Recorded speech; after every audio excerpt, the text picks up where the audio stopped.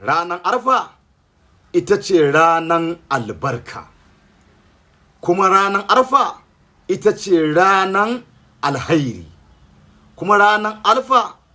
ita ce ranan rahama, ranan arfa ita ce ranan gafara. Dan uwa, annabi Muhammadu sallallahu alaihi wasallam ya ce duk wanda Allah ya taimake shi ya wayi gari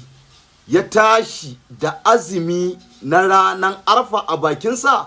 annabi ya ce Allah subhanahu wa ta'ala zai sa a buɗe maka ƙofofi guda 30 na alhairai, in ji manzon Allah sallallahu alaihi wasallam. Sannan kuma annabi ya ce kuma Allah zai sa a kulle maka ƙofofi na sharrirrika guda 30, in ji manzon Allah sallallahu alaihi wasallam. Annabi ya ce idan kai azumin ranar arfa a wannan ranan,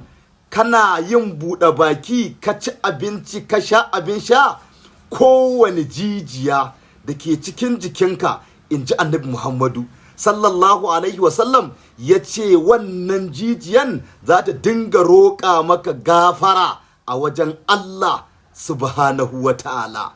in kai azumin ranar arfa, in ji annabi Muhammadu sallallahu alaihi wasallam. Masoya annabi, a dage a ƙara zage dantse, karka yadda wannan ranan ta zo baka yi azumin ranar arfa ba, domin in ka bar azumin ranan nan ka bar alkhairai masu ɗimbin yawa waɗanda suka kuce maka. Allah ka bar mu da annabi Muhammadu, albarkacin manzon Allah, Allah ya karɓi dukkanin ibadunmu, albarkacin annabi Muhammadu, Allah ka ba mu